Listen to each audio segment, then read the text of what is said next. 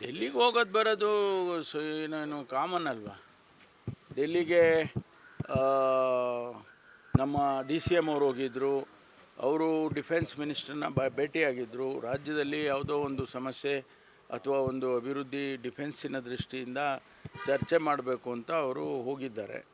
ಅದೇ ರೀತಿ ಮಹದೇವಪ್ಪನವರು, ಮುನಿಯಪ್ಪನವರು ಈ SC ST ನಮ್ಮ ಇಂಟರ್ನಲ್ ರಿಸರ್ವೇಷನ್ ಅದನ್ನು SC ಕಮಿಷನ್ನಿಗೆ ತಿಳಿಸ್ಬೇಕು ಅಂತೇಳಿ ಅವರು ಹೋಗಿದ್ದಾರೆ. ಅಲ್ಲಿ ಡೆಲ್ಲಿಗೆ ಹೋದಾಗ ನಮ್ಮದೊಂದು ಸಂಪ್ರದಾಯ, ನಾನು ಹೋದರೂ ಅಷ್ಟೇ, ಯಾರೇ ಹೋದರೂ ಅಷ್ಟೇ, ನಮ್ಮ AICC ಕಚೇರಿಗೆ ಭೇಟಿ ಕೊಡ್ತೀವಿ. ಅಲ್ಲಿ ಯಾರು ನಮಗೆ ಸಿಗ್ತಾರೆ ಅಥವಾ ನಾವೇ ಯಾರನ್ನಾದರೂ ಭೇಟಿ ಮಾಡಬೇಕು ಅಂತಿದ್ರೆ ಅವರ ಅಪಾಯಿಂಟ್ಮೆಂಟ್ ತೊಗೊಳ್ತೀವಿ, ಮಾತಾಡ್ಕೊಂಡು ಬರ್ತೀವಿ. ಇದು ರಾಜ್ಯದ ರಾಜಕಾರಣ ಇರ್ಬೋದು, ರಾಷ್ಟ್ರದ ರಾಜಕಾರಣ, ಪಕ್ಷದ ರಾಜಕಾರಣ ಇರ್ಬೋದು. ಮೇ ತಿಂಗಳ ಒಳಗಡೆ ಸರ್ ಫಲಿತಾಂಶ ಬಂದ ನಂತರ ಎಲ್ಲ ಗೊಂದಲಗಳಿಗೂ ಕೂಡ ಹೈಕಮಾಂಡು ಇತ್ಯರ್ಥ ಮಾಡುತ್ತೆ ಅನ್ನೋಂಥ ನಿರೀಕ್ಷೆ ನಿಮಗಿದೆಯಾ ಸರ್?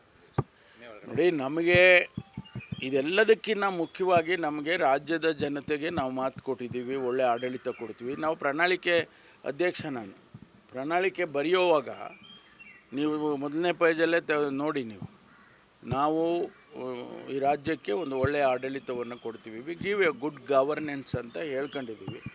ಅದಾಗೋದು ಮುಖ್ಯ ಅಲ್ವಾ.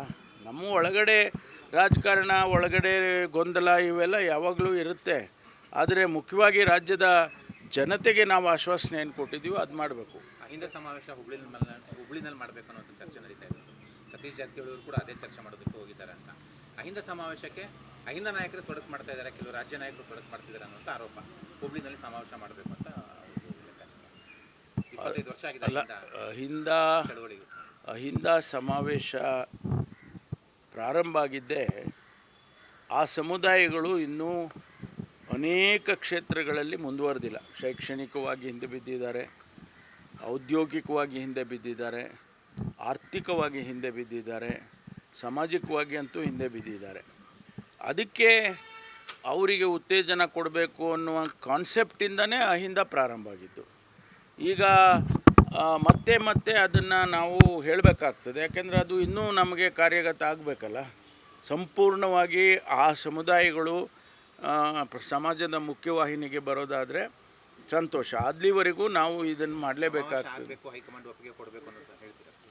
ಹೌದು, ಸಮಾವೇಶ ಆಗಬೇಕು, ಅವರೆಲ್ಲ ಅವರವರ ಸಮಸ್ಯೆಗಳಿಗೆ ಉತ್ತರವನ್ನು ಕಂಡುಹಿಡ್ಕೋಬೇಕು. ಅದಕ್ಕೆ ಸಮಾವೇಶ ಮಾಡಿದರೆ ಒಳ್ಳೆಯದು. ದಲಿತ ಸಮಾವೇಶಕ್ಕೆ ಅನುಮತಿ ಕೊಡಲಿಲ್ಲ ಅಲ್ಲ, ಇದು ಅದರಲ್ಲೇ ಸೇರಿದೆಯಲ್ಲ.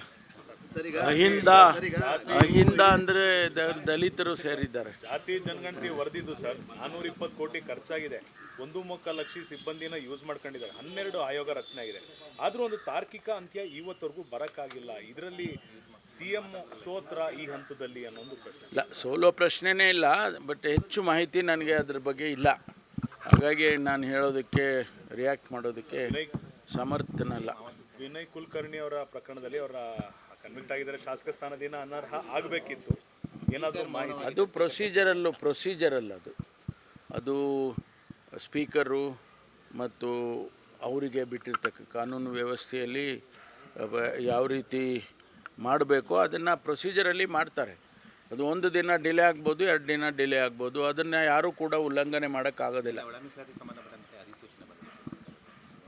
ಅಲ್ಲ, ತೀರ್ಮಾನ ಆಗಿದೆ. ತೀರ್ಮಾನಕ್ಕೆ ತಕ್ಕನಂಗೆ ಅಧಿಸೂಚನೆಯನ್ನು ಮಾಡಿದ್ದಾರೆ. ಭಾಳ ಒಳ್ಳೆಯದು. ಈಗ ನಾವು 56,000 ಹುದ್ದೆಗಳನ್ನು ಏನು ನಾವು ನೇಮಕಾತಿ ಮಾಡಬೇಕು ಅಂತ ಇದ್ದೇವೆ. ಈ ಅಧಿಸೂಚನೆ ಆದ ತಕ್ಷಣವೇ ಅವರು ನೋಟಿಫಿಕೇಷನ್ಗಳನ್ನು ಎಲ್ಲ ಇಲಾಖೆಗಳು ಮಾಡ್ತಾರೆ. ಈಗ ನಮ್ಮ ಇಲಾಖೆಯಲ್ಲೂ ಕೂಡ 8,000 ಸಿಬ್ಬಂದಿ ನೇಮಕಾತಿ ಮಾಡೋದಕ್ಕೆ ಪ್ರಸ್ತಾವನೆ ಇತ್ತು.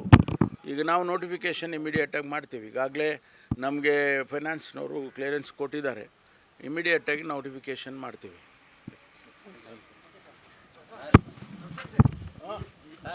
ಹೆಚ್ಚಿನ ವಿಡಿಯೋಗಳಿಗೆ ಪ್ರತಿಧ್ವನಿ ಯೂಟ್ಯೂಬ್ ಚಾನೆಲ್ ಸಬ್ಸ್ಕ್ರೈಬ್ ಮಾಡಿ, ಬೆಲ್ ಐಕಾನ್ ಕ್ಲಿಕ್ ಮಾಡಿ.